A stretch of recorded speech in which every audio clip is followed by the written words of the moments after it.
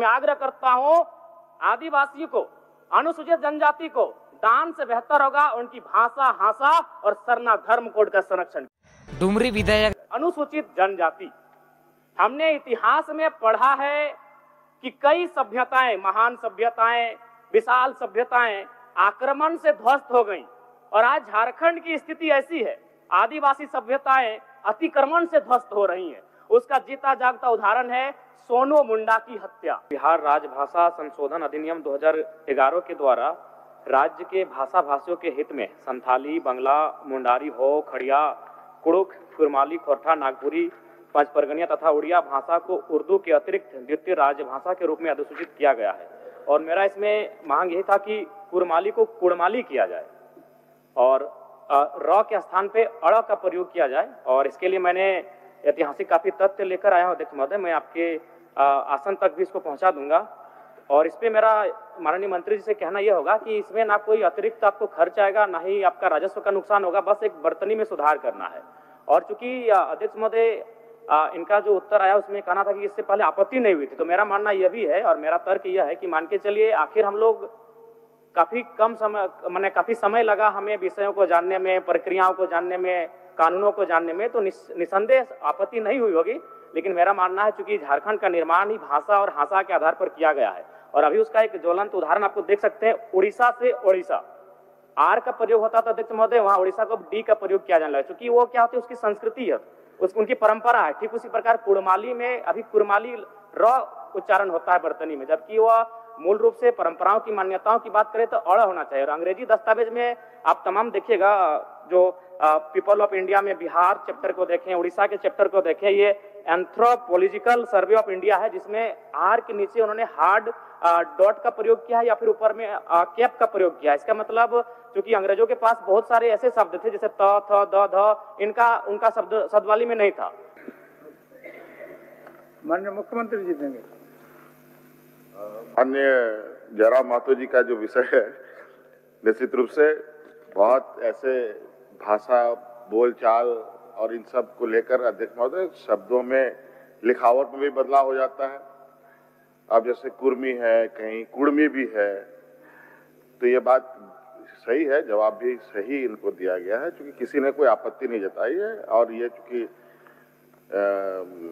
माननीय सदस्य इस बार सदन में आए हैं तो उन्होंने इस बात को संज्ञान में दिया है और इसको हम लोग इसका एक आकलन कराकर अगर ऐसी इनकी बात सही है तो निश्चित रूप से सुधार होना चाहिए, इसके पक्ष में हम लोग भी हैं। चल जयराम कुमार महतो।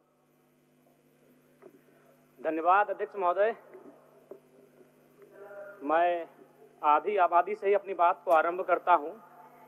21वीं सदी का समय नारी सशक्तिकरण का समय है, लेकिन हमें याद रखना चाहिए कि जो समाज की जो आधार है वह कहीं ना कहीं पुरुषवादी विचारधारा के माध्यम से इस समाज के आधार को रखा गया है।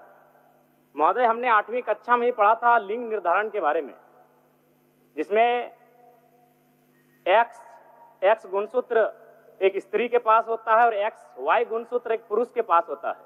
और जब एक पुरुष का X गुणसूत्र स्त्री के X गुणसूत्र से मेल खाता है तो एक बेटी का जन्म होता है, और जब पुरुष का Y गुणसूत्र एक स्त्री के X गुणसूत्र से मेल करता है तो एक बेटा का जन्म होता है।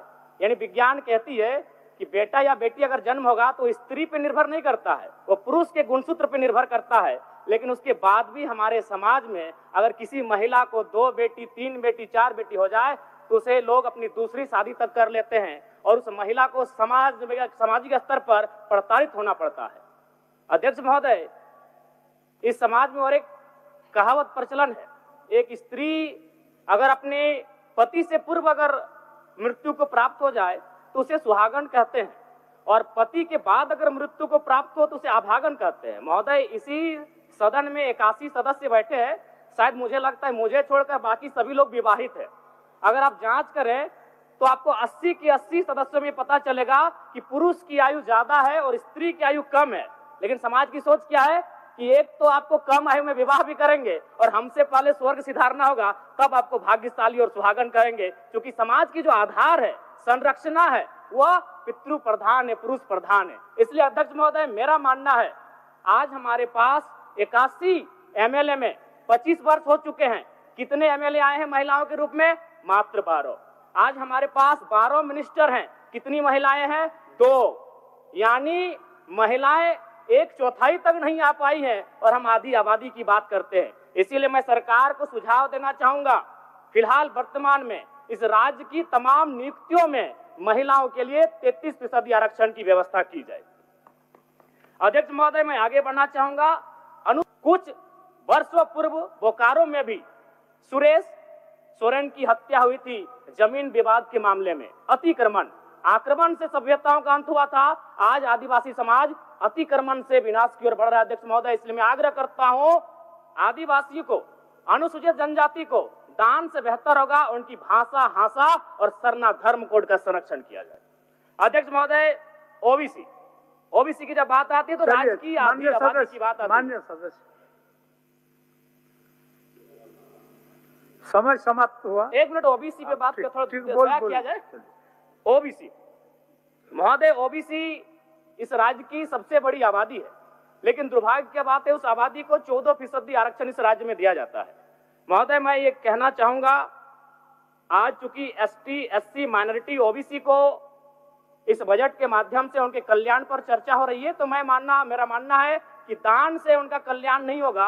अगर उन्हें देना हो तो दान नहीं, उनका हक मिले। और सरकार ने भी कहा था 30 करोड़ का जो संवेदक है, टेंडर है,